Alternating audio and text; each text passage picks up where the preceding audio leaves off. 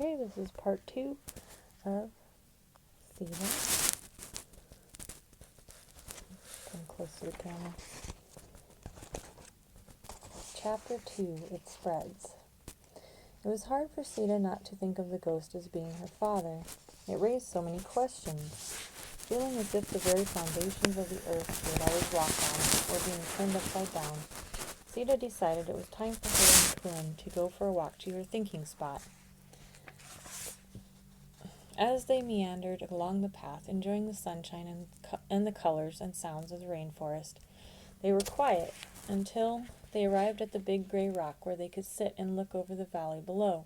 When they finally stood on the rock, Pun motioned for Seedah to sit first, and then he sat down beside her. There was silence for a few more moments as Seedah tried to collect her thoughts into a semblance of order that would allow her to know what to ask Pun. Pun waited patiently and quietly. I guess the question that burns on my heart the most is, where is my father? What actually happens to people after they are dead? They don't come back to their family as ghosts to be taken care of? Seedah finally asked.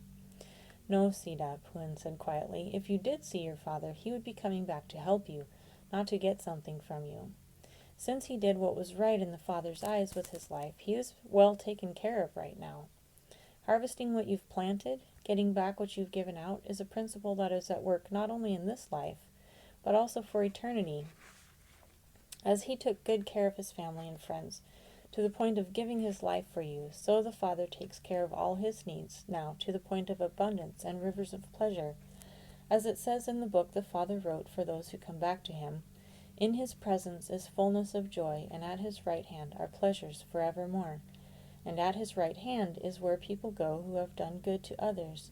This is found in a story that Yesu once told. There is a book? Seedah asked, suddenly intrigued. One written by the Father?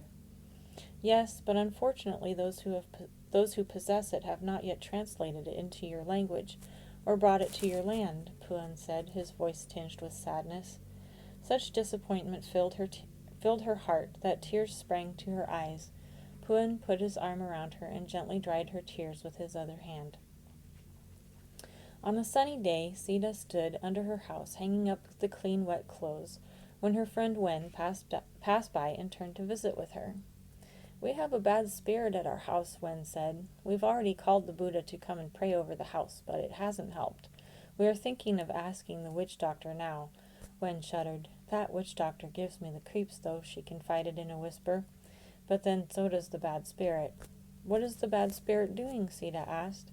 It eats our meat before we can cook with it, Wen replied, and it took my little brother outside in the night while he was sleeping and left him on top of our elephant. We need to get rid of it before it does something worse. Seedah looked at Pun, hoping he had a word of advice.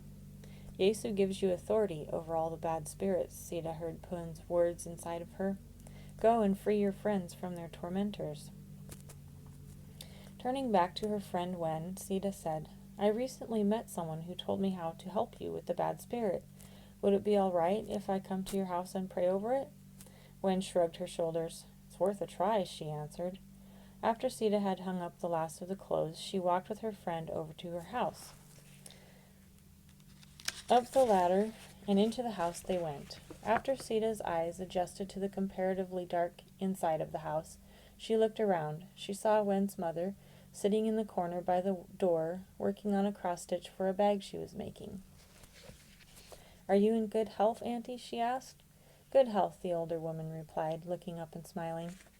I have heard about the bad spirit that is bothering you, and I recently met someone who helped me know how to help you. May I pray for your house? Seedah politely asked. You may pray, Wen's mother answered. Seedah looked around the house, hoping that Pun would tell her something. Pun pointed to a wooden statue on a shelf. Is this new? Seedah asked. Yes, new, Wen's mother replied.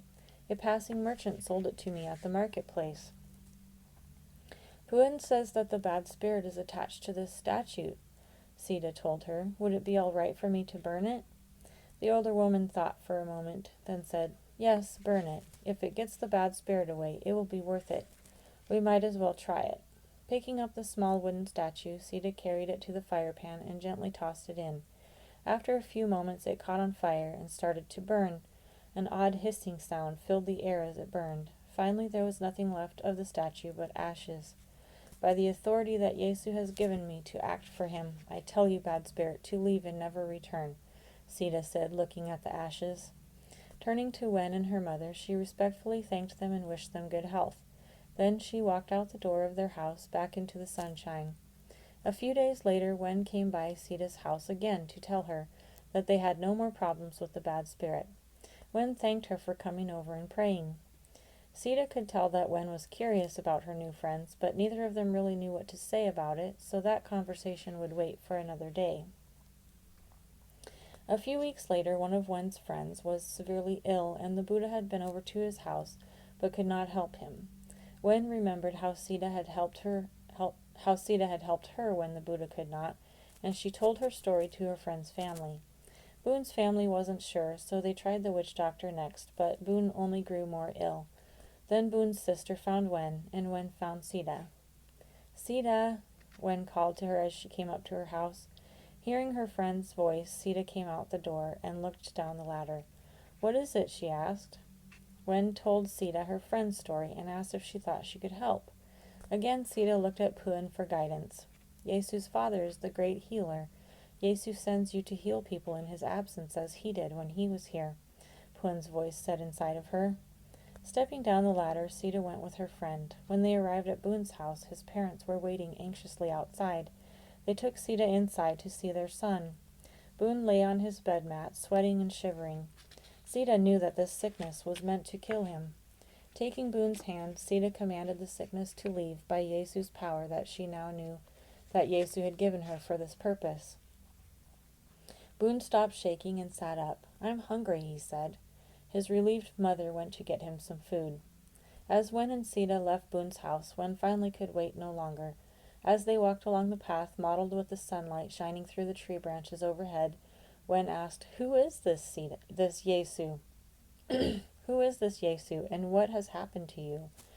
In answer, Seedah told Wen the whole story of her encounters with Yesu and how he had brought Puen to be with her always. Stopping on the path, Seedah turned and pointed Puen out to Wen because she saw a longing in Wen's eyes as they talked about Yesu and Puen. After a moment or two of looking, Wen saw Puen too. Puen nodded to her when he saw that she could see him. "Good health?" he said to her in greeting. Wen smiled. "Yes, good health," she replied. "I see that you desire to know Yesu as Seedah does," Puen said to Wen. "Is this true?" "Yes," Wen replied wistfully. "Is this possible?"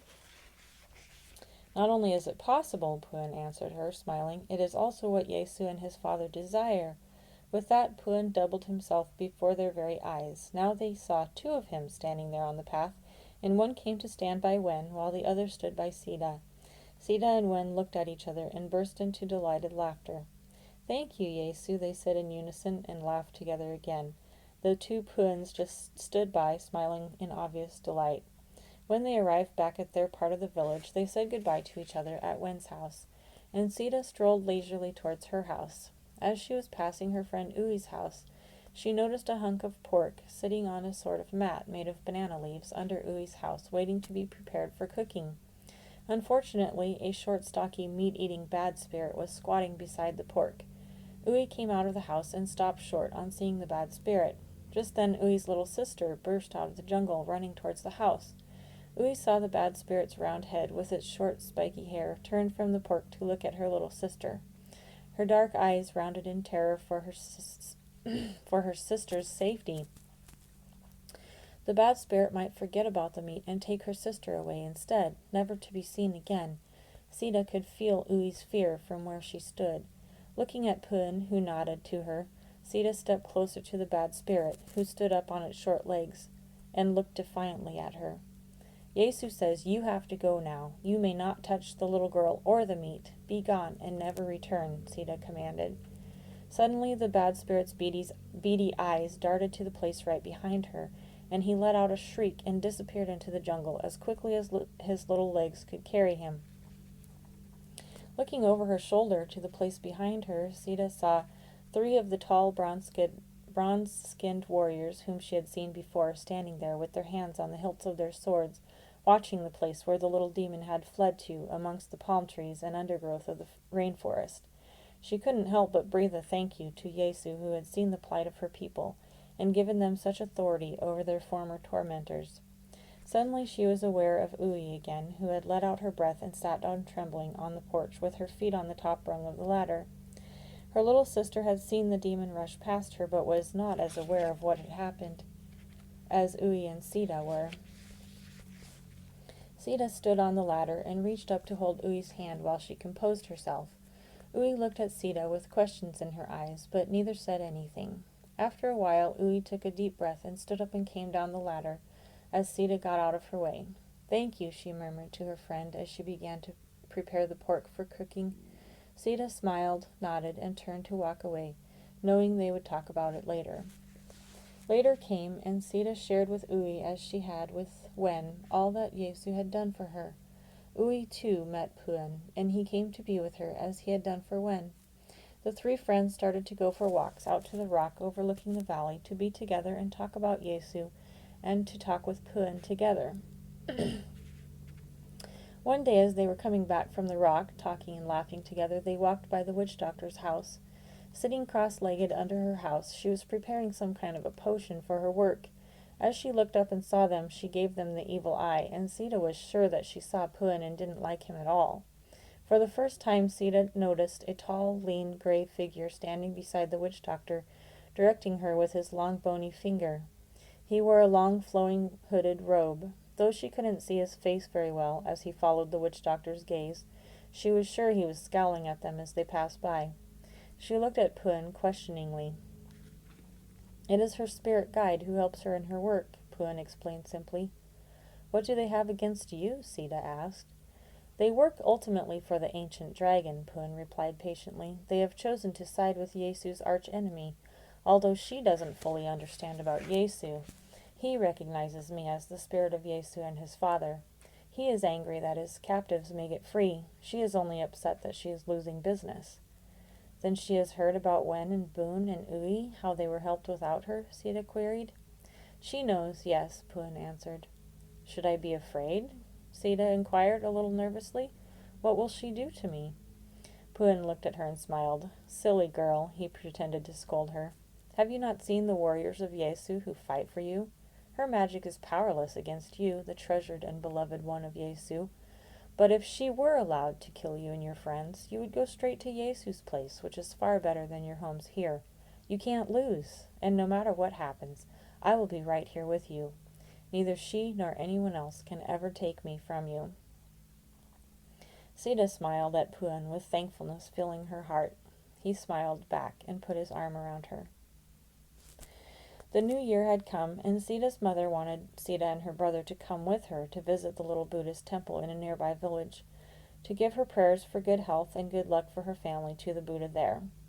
Seeing that Puen didn't have a problem with her accompanying her mother, she went with her. As they passed through the gate of the courtyard of the temple, Seedah noticed some things she had not seen before.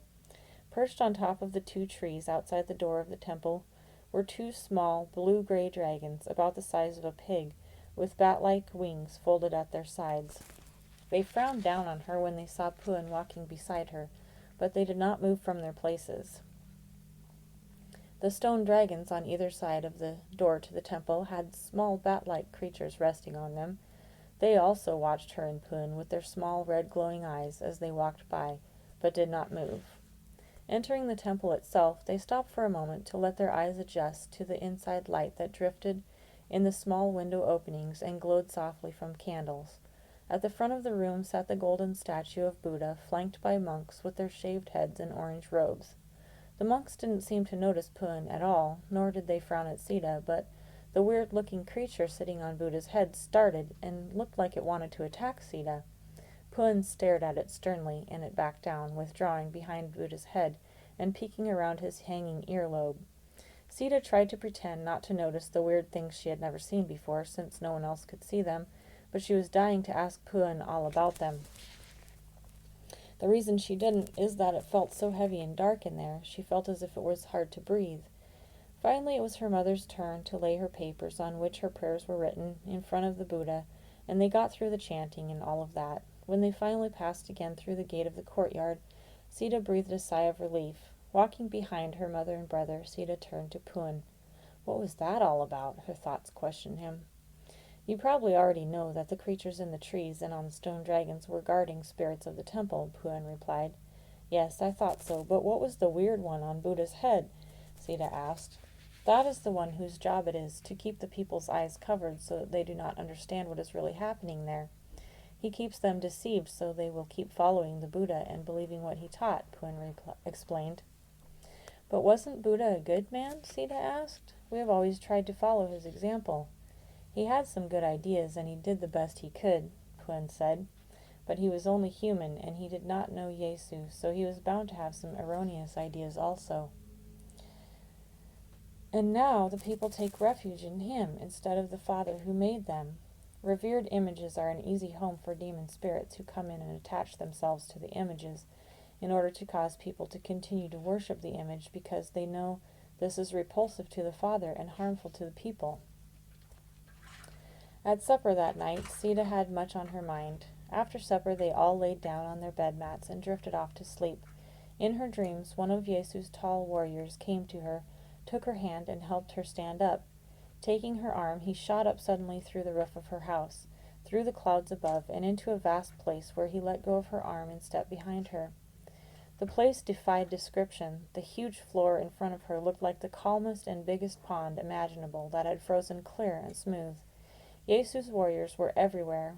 At the far end of the room, if it could be called that, she saw a chair, like a king would sit in, which rested on a large blue square.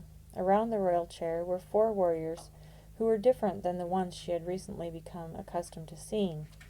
They had 6 wings each. With 2 wings they flew, with 2 wings they covered their feet, and with 2 they covered their faces. Also they had 4 faces, 1 face like a man's, 1 face like a calf's, 1 face like an eagle's, and 1 face like a lion's, and they were covered with eyes.